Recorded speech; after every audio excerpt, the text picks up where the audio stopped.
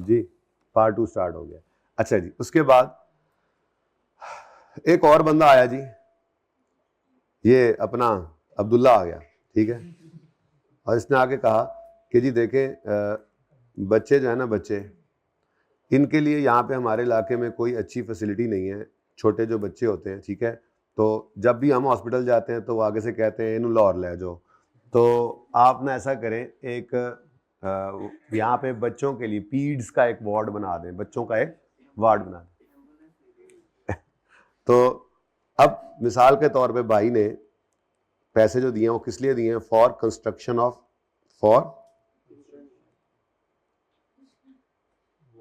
For construction, या ऐसे भी हो सकता है कि अहमद आए और आके कहे अच्छा उसके अंदर जो मिसाल के तौर पे वेंटिलेटर लगना है वो मैं दे दूंगा। तो कंस्ट्रक्शन या acquisition of a depreciable asset,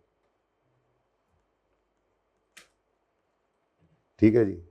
तो हम मिसाल को ऐसे ही आगे बढ़ाते हैं कि मिसाल के तौर पे हमें जो डोनेशन दिया गया है अहमद भाई की तरफ से, वो डोनेशन जो है वो बिल्डिंग के लिए है, ठीक है जी। और अगर आप यही बात करें, मिसाल के तौर पे हम तो स्पोर्ट्स क्लब, हमने जो है वो स्पोर्ट्स क्लब ओपन किया हुआ था सर, आप उसकी अस्पताल वाले टूर पे हो, तो ठीक है, ठीक है। मिसाल के तौर पे टेनिस कोर्ट हमारा जो है वो बनने वाला है, तो ये टेनिस कोर्ट बनाने के उन्होंने पैसे दे दिए। एनीवेज कोई भी एग्जांपल आप बना लें अब इसकी। अच्छा, अब हुआ क्या जी कि जिस दिन ये पैसे रिसीव हुए, ठीक है, उस दिन अब हमें डर है कहीं ये पैसे किसी और काम में ना लग जाएं। और हमने तो उससे कहा था कि ये, अच्छा ज़रूरी नहीं है एक ही बंदे से पैसे आए, 2-3 से भी आ सकते हैं, लेकिन अगला जो पैसे देता है ना, आप जब जाकर मिसाल के तौर पे आपने एक मस्जिद बन रही थी, आपने पैसे दिए, आपने कहा भाई ये मस्जिद के लिए पैसे हैं, लेकिन इसको ना यहाँ इधर ये स्पीकर इससे लगा दो, या ये दीवार इससे बना दो यार, आपका दिल था। तो अब वो कोशिश करेंगी, वो एनपीओ तो कोशिश करेगी कि चले जी इसने कहा है तो इसकी बात मानी जाए, फिर अगली बार भी ये आता रहेगा, उससे अपनी हमारी हेल्प करता रहेगा, हम एनपीओ है ना, ठीक है। तो फॉर कंस्ट्रक्शन या एक्विजिशन ऑफ डेप्रिशिएबल एसेट हो, तो जब आप रिसीड करेंगे उस दिन आप इसको लायबिलिटी बनाएंगे। तो कैश डेबिट, और क्या था जी, कौन सी बिल्डिंग बना रहे हैं आप? वार्ड बना रहे थे, ठीक है। तो children CW class work, CW liability, children ward liability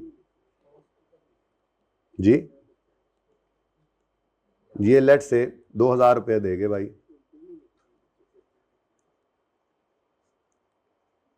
लिखता हूं बेटा, लेकिन अभी तो सिर्फ बच्चा मेरे सामने है। अच्छा जी, क्लास वर्क लाइबिलिटी, ये तो वो है जो आपको होमवर्क में करना होता है पहले, ये तो वो। अच्छा अच्छा, ये वार्ड नहीं लिखते, हम यूं लिख लेते हैं, हम लिख लेते हैं जी मिसाल के तौर पे मस्जिद बिल्डिंग। चलो, मस्जिद बिल्डिंग के लिए, यानी अस्पताल ही है लेकिन अस्पताल के अंदर भी मस्जिद चाहिए होती है। तो अहमद भाई आए, उन्होंने कहा जी अस्पताल तो बनता रहेगा, वार्ड बनता रहेगा, जो मतलब कि मस्जिद बना दें, यहाँ पे लोग आएंगे, चलें जी वो नमाज पढ़ेंगे, कोई आराम भी कर लेता है, कभी थका हुआ होता है। तो ये फिलहाल आप मस्जिद बिल्डिंग की लाइबिलिटी हमने बना ली, आप मस्जिद की बिल्डिंग के पैसे ले लें। तो eight the time of receipt, तुम्हारे बिल्डिंग ही हम नहीं बनाते, तुम बातें करते हो आगे से, जाओ जाओ जाके दे दो किसी और को पैसे, हम नहीं लेंगे ये, हाँ जाओ, eight the time of receipt.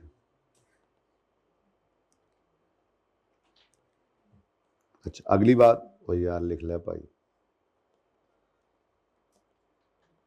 अच्छा, जब रिसीव कर लिया तो लाइबिलिटी बना ली। अब ये बड़ा इंपॉर्टेंट है, बड़ा इंपॉर्टेंट है, जरा ध्यान से देखिएगा।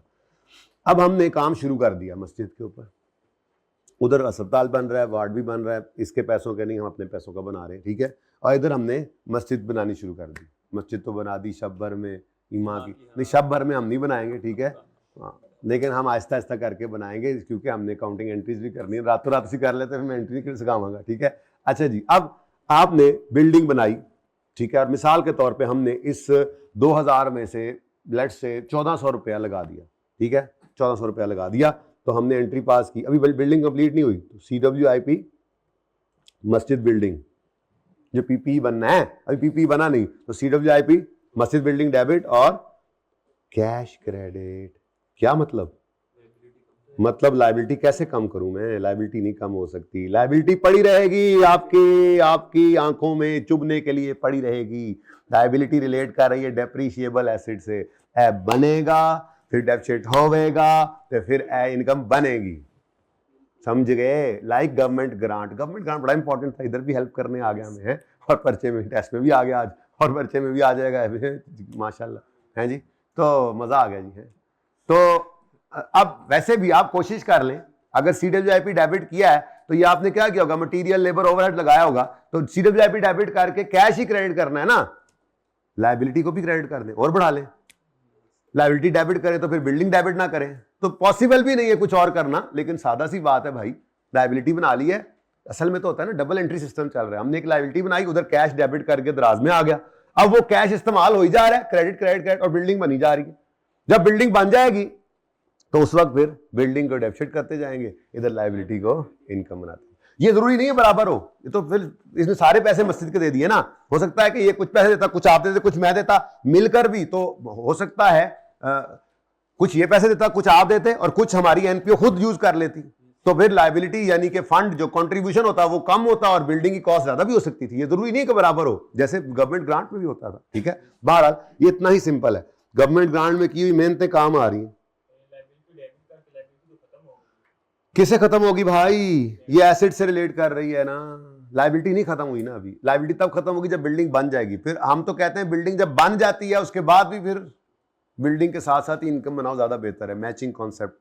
ठीक है, वैसे लायबिलिटी टू कंस्ट्रक्ट भी अभी पूरी नहीं हुई।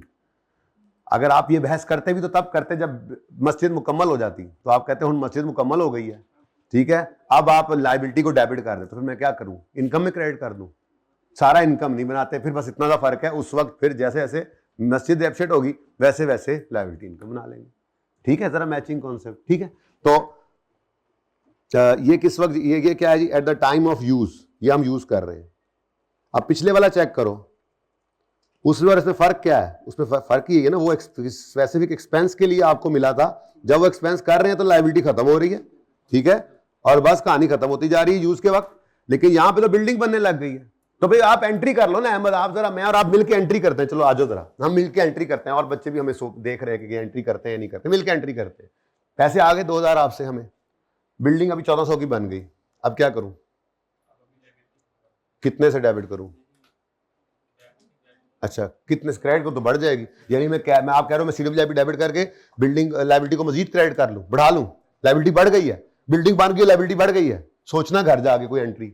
वैसे एसेट बन रहा है ना, एक तरफ एसेट बन रहा है, इसलिए लायबिलिटी पड़ी रहेगी। ठीक है, अच्छा ले जी, उसके बाद क्या हुआ जी, मिसाल के तौर पे ये थी 2020 की कहानी। 2020 में हमारा ये काम शुरू हुआ था, 2023 में, ठीक है, 24 अब आ गए, 2023 में ये काम शुरू हुआ। अच्छा, उसके बाद ना जी अगला साल आ गया, 2024 शुरू हो गया, और मिसाल के तौर पे मैं बदल देता हूं, बल्कि हमारे अपने पैसे भी अब लगने लग गए, मस्जिद का ना काम थोड़ा बढ़ गया, हमने सोचा जरा 2 मंजिलों वाली बना दें, ठीक है, मरीज काफी आ रहे हैं और मस्जिद की तरफ रुख भी लोगों का काफी है, तो चलो अल्लाह से लॉ लगा रहे हैं तो हम थोड़ी सहूलत दे देते हैं, ठीक है, सहूलतकार बन जाते हैं हम, ये अच्छे वाला सहूलतकार होता है। तो हमने बिल्डिंग के ऊपर लेट से मजीद खर्चा कर लिया इस साल में 2100 रुपये, ठीक है, तो 2100 डेबिट और कैश क्रेडिट। अब ये आपके फंड में से भी यूज हुआ है, कुछ हमने भी लगा दिए, तो eight the time of use मैंने यूज कर लिए वो पैसे भी, मेरे पैसों के साथ ही इस्तेमाल, हमारे पैसों के साथ ही इस्तेमाल हो गए, ठीक है ना, eight the time of use.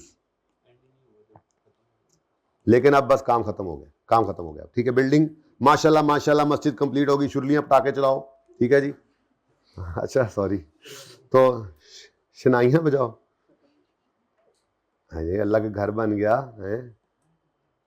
वैसे तो अल्लाह अपने दिल में बैठा हुआ है, हर जगह मौजूद है, लेकिन चलो फरिश्तों का माहौल है, एक चले हैं, मस्जिद के साथ ही अल्लाह ने जोड़ा, अल्लाह के नबी ने जोड़ा हमें सल्लल्लाहु अलैहि वसल्लम।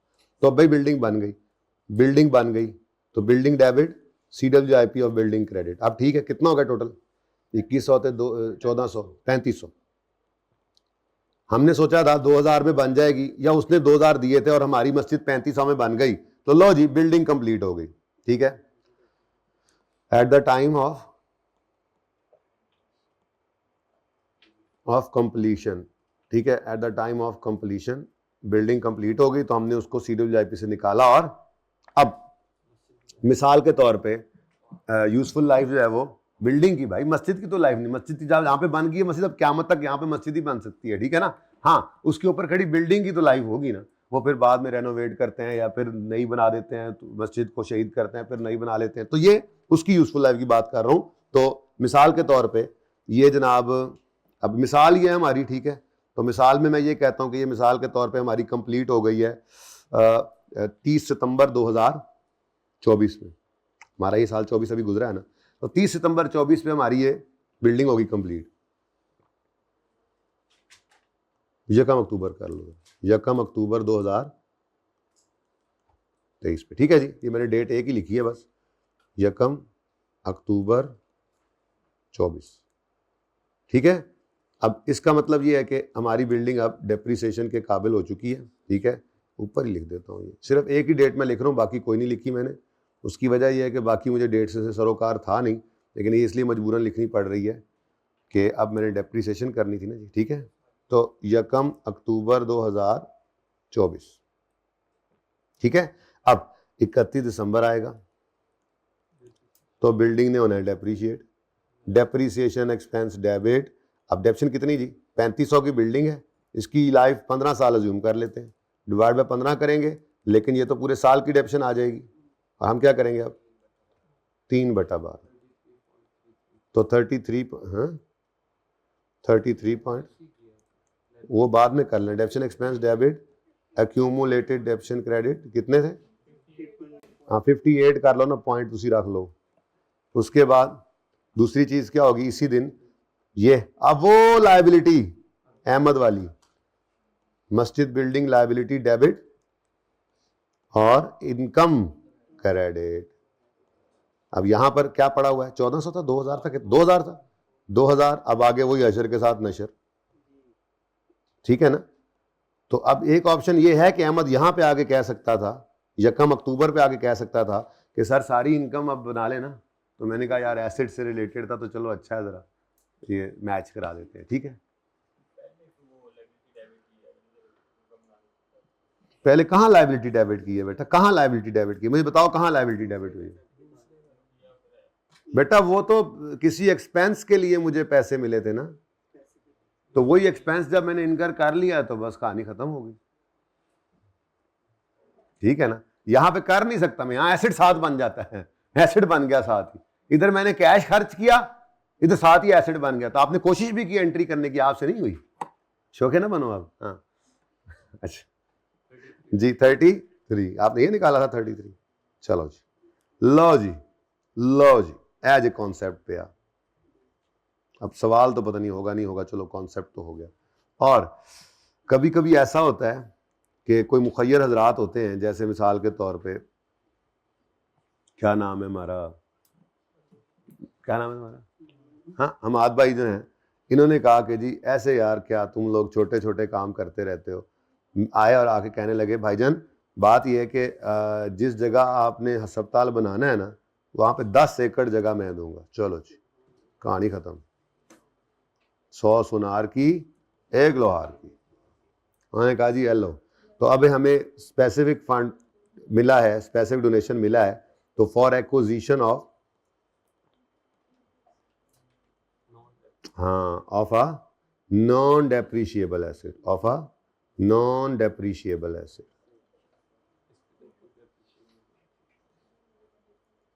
अब इसका देखते हैं अहमद भाई क्या करते हैं ट्रीटमेंट, सोच विचार करके। अहमद ने जब से मैंने कहा है ना कि एनपीओ में जाके इसने अकाउंट्स बनाए हैं, तब से इसका लेवल ही और हो गया है। मतलब पहले तो मैंने कहा था ना कि एनपीओ में जाएगा, इसकी असाइनमेंट आ गई, उसके बाद से ना बड़ा सीरियस होकर देखता है इन चीज़ों को कि मैंने अब जाना है ना कल को, तो नजर आ गया कि यार मेरी तो दुकानदारी है, ये सिखा रहे ने आज तक कर ली ये काम है, कल नू फर्म बनानी है तो की करना है। अच्छा, for acquisition of a non depreciable asset, अगर ऐसा हो जाए तो कैश तो आया ना, उसने हमें जमीन नहीं दी बल्कि उसने हमें क्या कर दिया, अच्छा जमीन दे देगा तो फेयर वैल्यू पे ले लेंगे, उसी तरह से मिलता जुलता। फिलहाल इसने कैश पकड़ाया, मार देखा ये ले जी जमीन खरीद ले अपने स्पोर्ट्स क्लब के लिए, यहाँ पे आप 1 एकड़ जमीन खरीद लें मेरी तरफ से, ये ले बनाए यहाँ पे स्पोर्ट्स क्लब, 1 एकड़ पे काफ़ी है, ठीक है। हाँ 1 एकड़ बड़ा होता है, उसके छोटे छोटे तो बन ही जाएंगे, हाँ वैसे तो ग्राउंड के लिए तो 4-5 एकड़ चाहिए बड़े ग्राउंड के लिए, लेकिन छोटा ग्राउंड बना लेना, क्रिकेट की छोटी ग्राउंड ही, फुटसॉल की ग्राउंड ही, ठीक है, ऐसे छोटे छोटे 1 एकड़ काफ़ी है, बनाएं। तो कैश आ गया मेरे पास, लेट से 1500 रुपया कैश आया। अब यहाँ पर अकाउंटिंग स्टैंडर्ड फॉर एनपीओ कहते हैं कि इसको लायबिलिटी ना बनाओ, बल्कि इसको लैंड फंड कह दो। जो भी एसेट है, लैंड खरीदना है तो फंड कह दो, ठीक है। और ये लैंड फंड जो है ये आपका डायरेक्ट नजर आना चाहिए statement of changes in net assets, ठीक है। ये आपको कहाँ चला जाएगा, स्टेटमेंट ऑफ चेंजेस इन। अब ये हमेशा नजर आता रहेगा, इसका मसला ये है कि ये हमेशा नजर आता रहेगा। क्यों? लैंड भी हमेशा नजर आता रहेगा, ठीक है, तो सही है ना। तो लैंड हमारे पास रहा, लैंड हम खरीद लेंगे ना, ठीक है। तो लैंड खरीद लिया हमने और इसको डायरेक्ट ही कहाँ फेंक दिया, यानी इसका एक कॉलम बनेगा अलग से, जहाँ पे जनरल फंड आता था वहाँ पे स्पेसिफिक फंड्स भी आएंगे इंशाल्लाह, वो शायद कल आए, शायद अभी भी आना पड़े। सवाल तो नहीं हुआ आज, आप लोगों ने सारी ना फिल्म साड़ती थी मेरी। चले कोई बात नहीं, आज आपको ना सजा दी जाएगी, एक और सवाल भी दिया जाएगा अभी आपको। नहीं ऐसे तो ऐसे सही, ठीक है। अच्छा, अब ये जो है eight the time of receipt ये कर लेंगे, उसके बाद यही नजर आता रहेगा eight the time of receipt, ठीक है। ये बहुत इंपॉर्टेंट डिस्कशन चल पड़ी है। अब एक्सपेक्टेशन जब शॉर्ट क्वेश्चन की हो तो ये और ज़्यादा इंपॉर्टेंट हो जाती हैं चीज़ें। वैसे तो लॉन्ग क्वेश्चन में भी उसने दबा के पूछी हैं सारी बातें, ठीक है जी। तो ये जनाब डोनेशंस या कॉन्ट्रीब्यूशंस की थोड़ी सी डिस्कशन थी। ये वैसे तो यहाँ तक की बात जो है, यहाँ तक की बात ये मेरे ख्याल में आज तक हुई है, बल्कि नहीं, इस सवाल में ये भी हो गई है बात। एनीवेज, ये जनाब आपके पास डोनेशंस या कॉन्ट्रीब्यूशंस की टाइप्स हैं। और ये ज़रा मैंने सारी बात अगर करनी है साहब ने, हाँ ये हर साल शो नहीं करेंगे, ये बस शो हो जाएगा और शो ही रहेगा। मतलब fund liability type balance sheet type चीज़ है ना, तो वो तो अगर एक बार आपने उसमें कोई चीज़ रख दी है और उसको छेड़ नहीं रहे तो वो पड़ी रहेगी। Opening closing opening closing opening closing नजर आता रहेगा।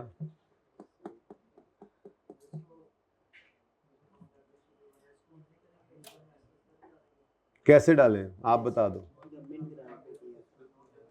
नहीं, उसके ऊपर कोई डेफिसिट एसेट बनता था तो फिर होता था, लेकिन ये अकाउंटिंग स्टैंडर्ड फॉर एनपीओ कहते हैं इसको आपने डायरेक्टली इक्विटी के अंदर, ये नेट एसेट्स के अंदर डाल देना है। तो नेट एसेट्स यही कहते हैं, स्टेटमेंट चेंजिंग नेट एसेट्स में डाल देते हैं, ठीक है। फिलहाल इसको यहीं पे ब्रेक लगा लें, मैंने लगा दी ब्रेक इसके नीचे, फिलहाल यहीं पे ब्रेक है। अच्छा जी, चलें आगे। अच्छा, दूसरी चीज़ है ये डोनेशन फंड या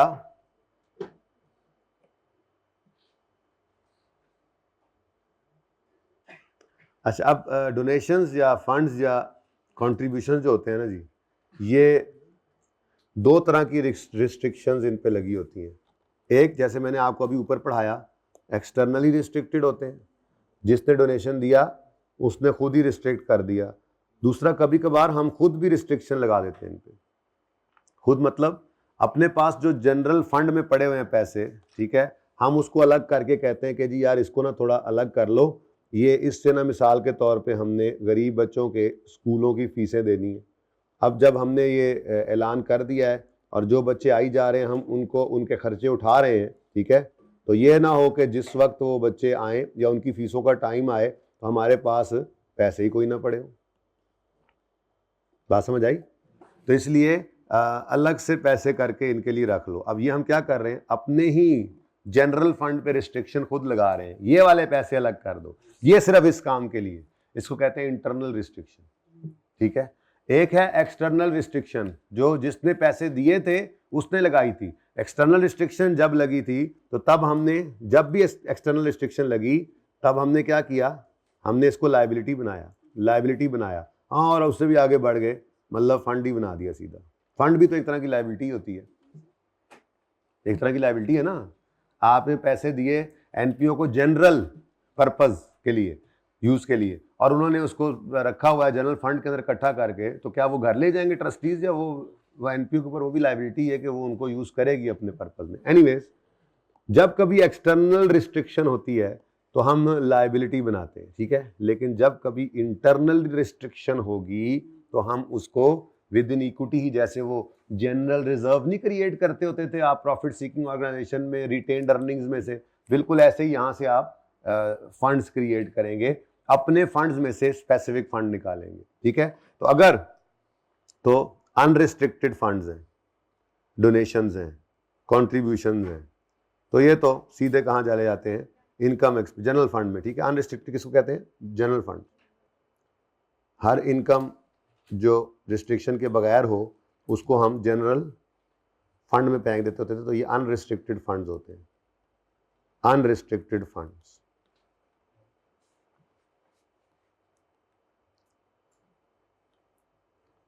इनको जनरल फंड्स भी हम कहते हैं, ठीक है जी। अच्छा, उसके बाद एक होता है एंडोमेंट फंड। क्या जी, ये इंशाल्लाह अब कल या परसों, कल ही पढ़ लेंगे उम्मीद है कल, ठीक है। एंडोमेंट फंड नाम आपने सुना हुआ है इसका, आई कैप का एंडोमेंट फंड। इसकी वर्किंग आपको मैं दिखाऊंगा किस तरह से चलती है थोड़ी सी। एंडोमेंट फंड एक ये फंड होता है। अच्छा, और फिर तीसरे होते हैं, पहला हो गया अनरिस्ट्रिक्टेड, दूसरा हो गया रिस्ट्रिक्टेड। एंडोमेंट तो स्पेशल केस है ना, वो तो अलग से ही उसका बताऊंगा, ठीक है। तो अनरिस्ट्रिक्टेड हो गया और दूसरे रिस्ट्रिक्टेड हो गए। असल में ये सवाल से ज्यादा अच्छा मजे का समझ में आता है, सवाल का फॉर्मेट बना हुआ रह जाना है, हाय हाय। तो रिस्ट्रिक्टेड फंड्स में आपने देखा रिस्ट्रिक्शंस दो तरह की आ रही थी, एक एक्सटर्नल रिस्ट्रिक्शन थी और दूसरी इंटरनल थी, ठीक है ना जी। तो एक्सटर्नली रिस्ट्रिक्टेड भी हो सकते हैं ये फंड्स और इंटरनली रिस्ट्रिक्टेड भी हो सकते हैं। अगर इंटरनली रिस्ट्रिक्टेड है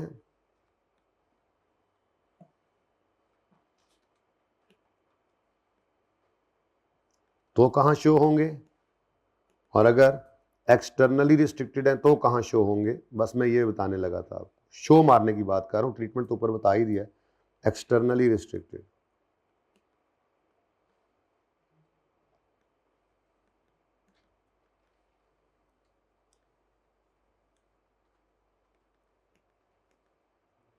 ठीक है जी। अब इधर देखिए, चाहे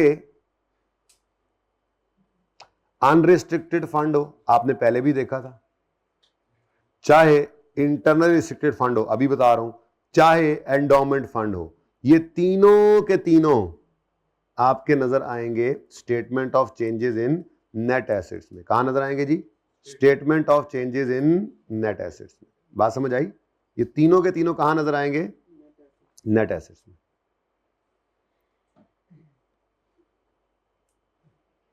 statement of changes in net assets,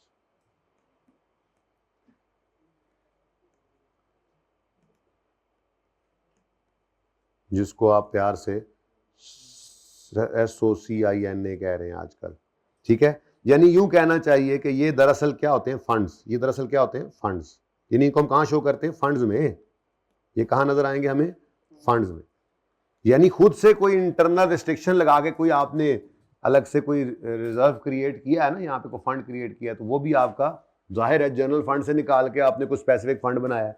even endowment fund वो तो वैसे ही स्पेशल केस है, वो तो अलग से पढ़ना है। ये कहां पे नजर आया करेंगे, फंड्स में। और जो कोई एक्सटर्नल रिस्ट्रिक्शन लगी होती है,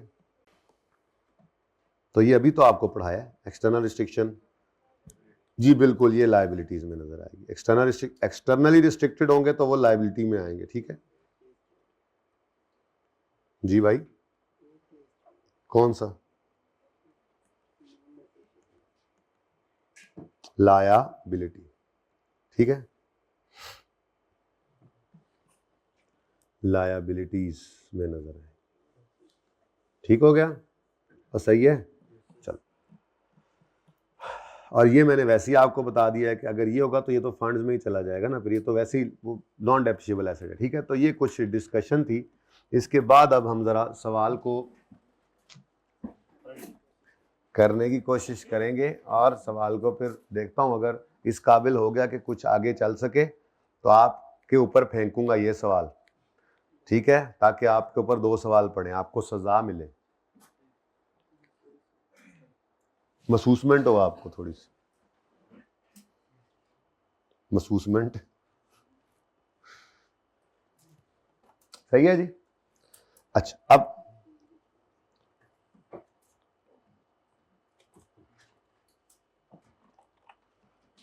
ज्यादा बोझ नहीं डाल रहा आप पे, करना है आपने सवाल, कम से कम भी 2 से 3 सवाल आपने खुद करना है, जिन्हें मैंने सिर्फ डिस्कस करना है। ये जहन में रखना, मैंने इसी वीक में इंशाल्लाह रेशो स्टार्ट कर देना है। मेरे लिए वो एक हॉट टारगेट एक्वायर्ड हुआ है, लॉक हुआ है इस वक्त। EPS last time hot target था, बच्चों से पूछा करो अपने सीनियर से कि जब लगाते हैं ना उस्ताद अक्सर लग जाते हैं, तो मुझे लगता था लास्ट टाइम ईपीएस का सवाल आएगा बड़ा, तो उसको पहले कर लिया, रेशो को बाद में कर लिया। इस दफ़ा लग रहा है कि रेशो ज़्यादा इंपॉर्टेंट है, सिर्फ इसलिए कि एंड वाली चीज़ थोड़ी बहुत शायद कहीं ना कहीं आप डर जाते हैं, भाग रहे होते हैं, 2-4 चीज़ें और चल रही होती हैं, कहीं थोड़ा सा कमज़ोर ना रह जाए, जितना ज़्यादा टाइम मिल जाए, जितनी ज़्यादा कसर निकल जाए, ये असल में चक्कर होता है। तो इसलिए रेशो शुरू करेंगे इंशाल्लाह 2 दिन में मैक्सिमम, ठीक है, तैयारी रखनी है। बाकी छोटा मोटा छान पूरा हर जगह पे अब हमने छोड़ा हुआ है, IS 8 जब से चला है, बल्कि निकुटी से ही, ठीक है, कोई थ्योरी पढ़ ली, कोई MCQ कर लिया, वो इंशाल्लाह करेंगे अब हम, साथ के साथ रिवीजन भी होती जाएगी, ठीक है। तो रिवीजन अलग से बिल्कुल क्लासेस नहीं रखनी, मैंने रिवीजन स्टार्ट कर देनी है तकरीबन कोई 23, 24, 25 के बाद ना, हर रोज़ हम एक आधा टॉपिक फिर रिवाइज करना शुरू कर देंगे, हमारी रिवीजन ऐसे ही चलती है। अच्छा जी, मेहताब वेलफेयर पेज नंबर पास पेपर 17 है, पेज नंबर 955 पे 6 के ऊपर रिक्वायरमेंट है, prepare following using deferral method. भाई मेथड ही एक है, मेथड ही एक है, वैसे 2 मेथड हैं एनपीओ के अंदर, एक है रिस्ट्रिक्टेड फंड्स मेथड, दूसरा डेफरल मेथड, लेकिन आपके सिलेबस में सिर्फ डेफरल मेथड है। वो कौन सा मेथड है? वही जो आप कर रहे हैं अभी तक, या जो मजीद बातें आपको सिखाई जाएंगी, ठीक है, ओके। अच्छा जी, वो फंड अकाउंटिंग वो तो और ही बड़ी मुश्किल होती है, ठीक है, रिस्ट्रिक्टेड फंड मेथड वो बड़ा अजीब है, लेकिन खैर चलें छोड़े।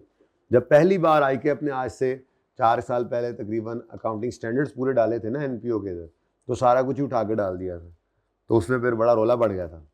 तो फिर बाद में मैंने स्माइल करके पूछा भी यार क्या चक्कर है, फिर उन्होंने कहा नहीं ये नहीं है, फिर निकाल दिया उन्होंने। अब जो है वो है आपके सामने। अब इनकम एक्सपेंडिचर बैलेंस शीट और मेरी तरफ से फरमाइश चेंज इन नेट एसेट्स बनानी है। और आज ट्रायल आ गया, ये वही ट्रायल है जहाँ से आप इंट्रो में गुजर के आए थे। किस किस ने चॉइस में छोड़ा हुआ फाइनल अकाउंट? सर दोबारा हाथ खड़ा करें, मैं देखो से कौन कौन मारा गया चॉइस में छोड़ा हुआ। चले कोई बात नहीं, मैं सिखा दूंगा इंशाल्लाह अपने तौर पे, अपने जोगा, ठीक है, ओके। बहरहाल सवाल के अंदर लिखा हुआ है capital work in progress hospital building, capital work in progress hospital building. फिर अच्छा, अब हॉस्पिटल बिल्डिंग बन रही है, हॉस्पिटल बिल्डिंग, हमारा क्या था, मस्जिद बिल्डिंग बन रही थी, hospital building work in progress है। कैश एट बैंक है, क्लोजिंग इन्वेंट्री आ रही है, मेडिसिन एंड सप्लाईज की, कंट्रीब्यूशन यानी डोनेशन रिसीव हुआ है, ठीक है, पता नहीं कौन सा अभी नहीं बताया। जनरल फंड का ओपनिंग बैलेंस गिवन है, माशाल्लाह आज तो सब कुछ प्रॉपर अकाउंटिंग हो रही है ना, मेहताब वेलफेयर हॉस्पिटल अकाउंटेंट बिठाया उन्होंने, ठीक है। Medical equipment non current asset होता है। अब मजे की बात यह है कि इसके अंदर डेबिट भी कुछ आ रहा है, क्रेडिट भी आ रहा है, कुछ समझ नहीं आ रही। डेबिट साइड पे एसेट की कॉस्ट पड़ी है और क्रेडिट साइड पे इसकी एक्यूमुलेटेड, बड़ा धोखा दिया इसने है, तो ये कॉस्ट है हमारे पास, ध्यान से देखना होता है, और ये एक्यूमुलेटेड ट्रायल को ध्यान से देखना होता है, ठीक है। ले जी, उसके बाद medicine and supplies used consume हो गई, ये तो एक्सपेंस की फिगर है। अदर एक्सपेंसेस हैं, पेबल्स हैं, रिसर्च कॉस्ट है, एक ही आ गया, रिसर्च शुरू करती इन्होंने, केड़ा एटम बम बनाने लगे ने। अच्छा, रिस्ट्रिक्टेड फंड्स भी हैं जी, जनरल फंड अनरिस्ट्रिक्टेड फंड का दूसरा नाम है जनरल फंड, जबकि रिस्ट्रिक्टेड फंड कोई भी हो सकता है, देखेंगे, लेकिन उसका ओपनिंग भी आ रहा है, और सैलरीज है। अब आगे बढ़े, additional information, the breakup of restricted funds is as follows. 180 नजर आ रहा है, इसमें कहता है एक तो है हाउस बिल्डिंग फंड। अब हाउस बिल्डिंग फंड जो है वो तो भाई हमारी लायबिलिटी है, क्या ख्याल है, ठीक है। तो 100 कितना, 120, इस 180 में से 120 जो है ये हमारी लायबिलिटी है, और चूंकि अभी बिल्डिंग कंप्लीट नहीं हुई है इसलिए ये 120 पर ही नजर आ रहा है, बिल्डिंग CWIP में पड़ी हुई है, अभी बता के आ रहा हूँ, ठीक है। अब बाकी क्या है, ये रिसर्च कर रहे हैं जो उसके लिए पैसे अलग किए हुए हैं, ठीक है। ये क्या है, अब देखते हैं क्या है, ये किसी ने पैसे दिए हैं या हमने खुद अलग किया है। ये तो हो गया ना, contribution received for construction of hospital building, बता दिया उसने। जबकि रिसर्च फंड के बारे में कह रहा है एज पर resolution of board of trustees, ये हमारा अपना फैसला है, इंटरनल।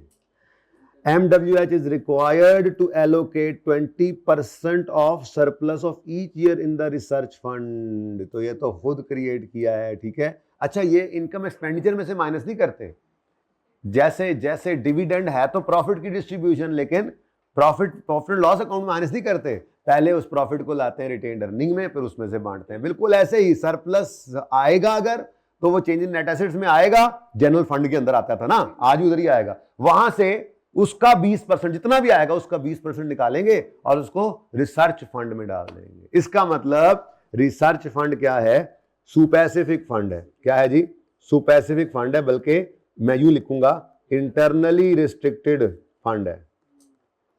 इंटरनली रिस्ट्रिक्टेड फंड है तो इसने कहां आना है, ये statement of changes in net assets, ठीक है। तो मुझे इतना जरूर पता लग गया आज, ये कल मैं ना सवाल फिर ऐसे इसका फॉर्मेट इधर बना लाऊंगा, आराम स्कूल से करें, जल्दी थोड़ा ही है, ये थोड़ी कर दे, ठीक है। कल मैं 2 सवाल कराऊंगा और कल मैं थोड़ा सा 15 मिनट पहले भी आऊंगा इंशाल्लाह, 7 बजे शुरू कर दूंगा ये वाला सवाल करना। इसको पहले 20 मिनट में फिड़का देना, क्योंकि इसमें है नहीं, 10 मिनट में डिस्कशन तो सारी हो जानी है इसकी, ट्राई तो आप करके आएंगे, फिर इसको मैं क्विकली सॉल्व करूंगा। फिर असली वाला सवाल जो करवाना है professional sports club question bank में पड़ा है, वो भी कल कराऊंगा। ट्रायल वाले 2 सवाल मैं करा दूंगा, तीसरा आप करेंगे, ठीक है इंशाअल्लाह। क्या करें फिर, ये वाला होमवर्क में लेना है या सीरियस गोल्फ क्लब लेना है होमवर्क में? यही वाला लेना है। तो ये पता लग गया कि आज हमारे पास जनरल फंड भी है और रिसर्च फंड भी है। ये पूरा लिखना है आपने परिचय में, आर फंड, ठीक है। और ओपनिंग बैलेंस भी सवाल ने बताया, ट्रायल में ही बताया हुआ ओपनिंग बैलेंस।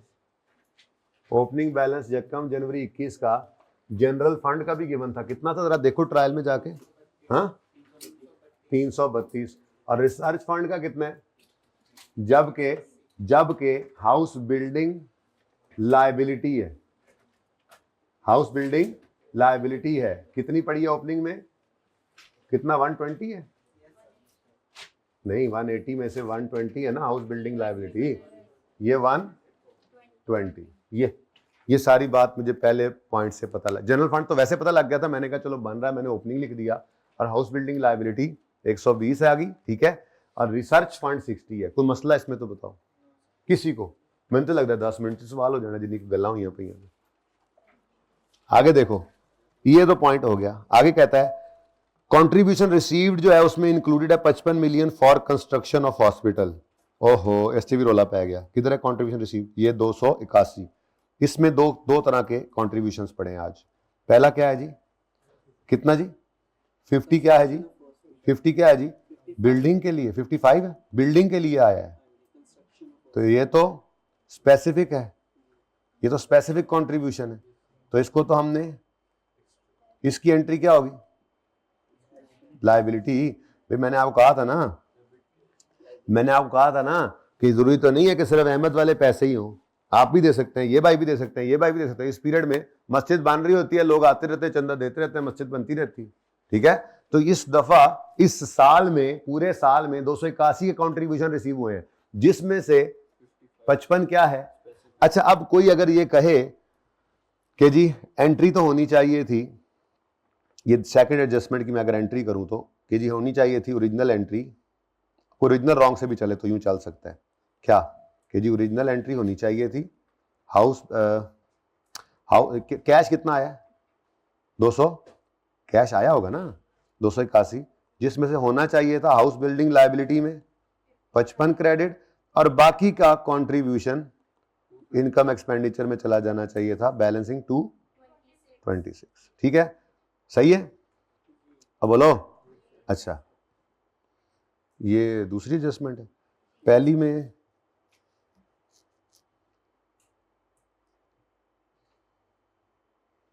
अच्छा, उसके बाद अकाउंटेंट ने क्या कर रखा है, डन बाय अकाउंटेंट, फिर आ गया डन बाय अकाउंटेंट, क्या कर, उसने क्या कर रखा है जी, क्या नजर आ रहा है आपको ट्रायल देखकर, आप बता दो, गलत बताओगे तो क्या होगा, कुछ नहीं होता, बोलो।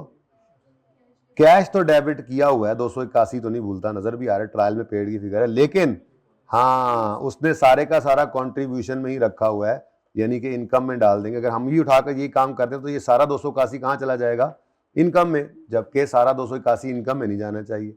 अब मर्जी है आपकी, दो तरीके हैं। पहला तरीका, बाकी कितना है 200, दो तरीके हैं। पहला तरीका ये कि आप 55 को यहां से 55 को यहां से सीधा उठाएं और सीधा उठा के ले आए इधर, ठीक है, और यहां पे लिख दें कंट्रीब्यूशन, और दूसरा आप यहां पे सीधा जाकर लिख दें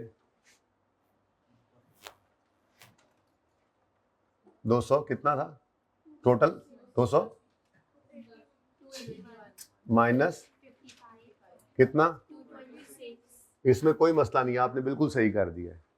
लेकिन अगर आप एंट्रीज के पॉइंट ऑफ व्यू से भी देखकर चलें कि उसने ये कर दिया था, तो फिर भी आपकी एंट्री भी बन गई है कि आपने अब ये एंट्री सही करनी है। तो आप क्या करोगे, आप कहोगे जी ऐसा कर लें, कैश को, ये कंट्रीब्यूशन को डेबिट कर दें, कितने से ना, 55 से, और इसको ले जाएं हाउस बिल्डिंग लायबिलिटी में। तो यूं भी कर सकते हैं, काम तो वही हुआ पड़ा है, देखें ना, अगर तो यही काम मैंने किया। इधर देखो, ये देखो, डेबिट कंट्रीब्यूशन, अगर ये कहते हैं हमने उसने रिकॉर्ड किया हुआ है कैश, तो ये हम पीएनएल में, इनकम स्टेटमेंट में लेके आ रहे थे ना, लेके आ रहे थे, हमने कहा हो इसमें 55 ज्यादा हो गया, तो इसमें से निकालो और लायबिलिटी में रख दो, ये वाली लायबिलिटी में, तो भी कोई मसला नहीं है। It's up to you, entry करके करना है, डायरेक्ट करना है, दोनों बातें ठीक है। समझ आ गई है, इंपॉर्टेंट थिंग इज कि समझ आ गई है।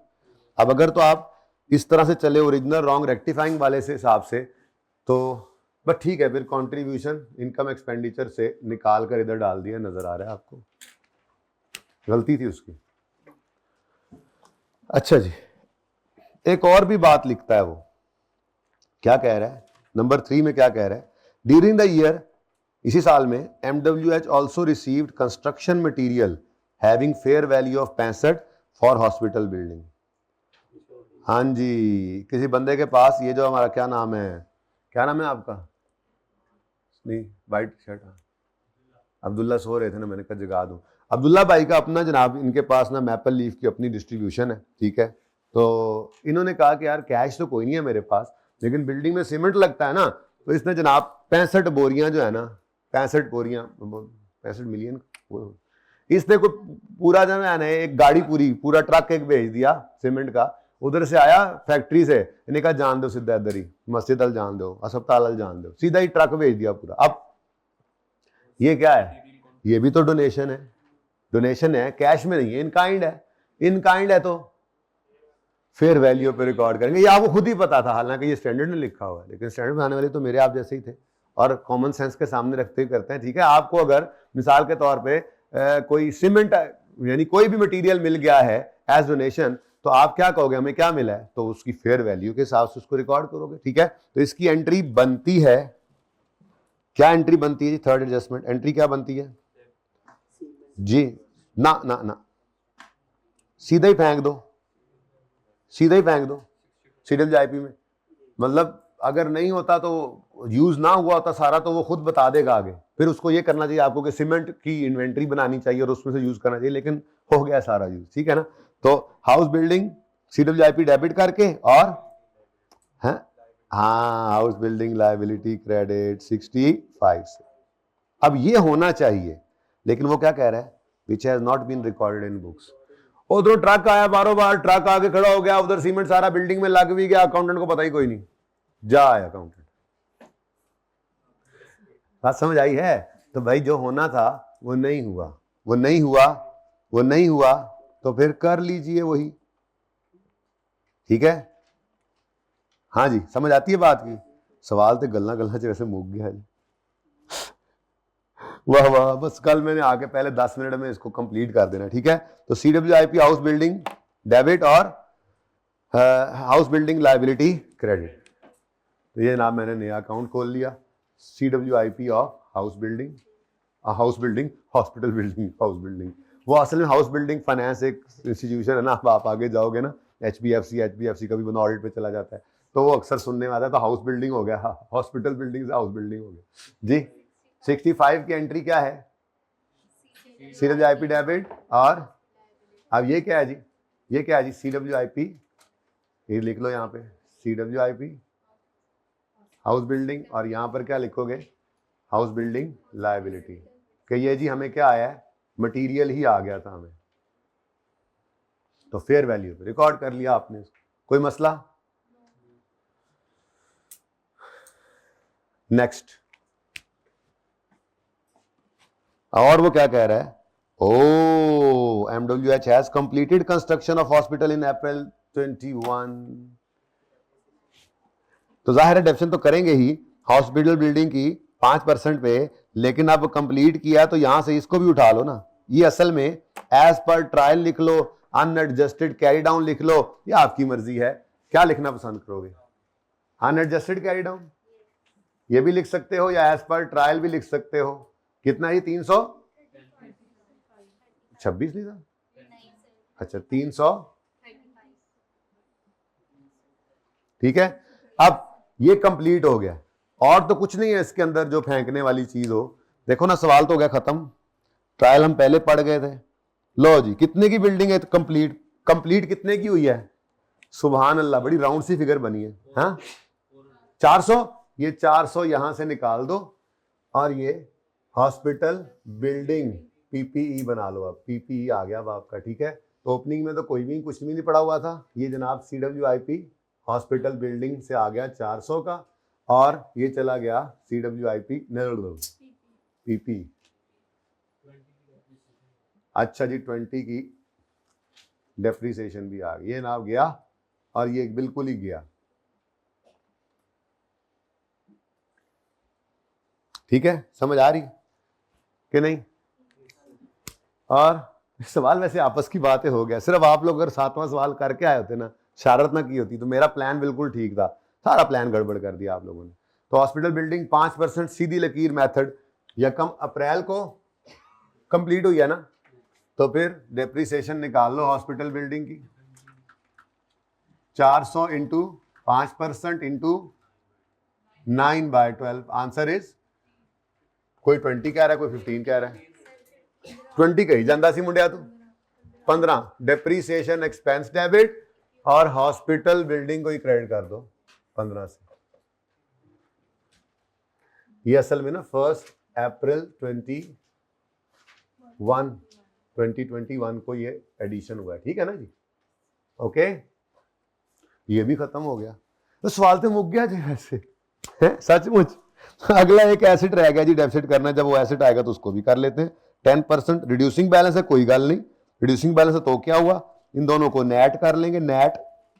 बल्कि मैं तो कहता हूं सर आ गए हैं, अदर एसेट्स का भी आपने घर पे क्या करना है, अदर एसेट्स क्या था, नाम क्या था, तो जो भी है इसको, जो भी है वो, इसको बुक वैल्यू के ऊपर आपने डेप्रिशिएट कर ले, बस बुक वैल्यू भी बना लेना है, और इसी में डेप्शन की एंट्री कर देनी है, बस सर ऐसे निकलेंगे और मैं भी निकल जाऊंगा इंशाल्लाह। 1 मिनट सर, सिर्फ 1 मिनट आखिरी, ठीक है। तो और इससे एडजस्टमेंट कोई नहीं बची हुई, बस एक काम करना है, जो सरप्लस निकले उसका कितने % ट्रांसफर करना है आपने, कितने %? 20%। तो वहां पे मैंने आपको 2 कॉलम्स बनाकर दे दिए हुए, ठीक है। ये कल मैं आते साथ बराबर करूंगा, पूरा करूंगा सवाल, लेकिन ट्रायल में से बस फिगर्स बाकी उठानी है, उनको पोस्ट करते जाना है। जो इनकम्स एक्सपेंसेस रह गए ट्रायल में वो इधर लिख दोगे, सरप्लस निकल आएगा। जो बैलेंस शीट आइटम्स रह गए, टेबल्स या रिसीवेबल्स, वो आपने बैलेंस शीट में लिख देने हैं। और ये 2 फंड्स में से चीजें निकल कर आएंगी यहाँ पे, इसलिए फंड में आज जगह भी थोड़ी ज्यादा छोड़ी हुई है। तो ये सवाल आपका दूसरा होमवर्क है। ओके, अल्लाह हाफिज। जाओ यार, वैसे कुछ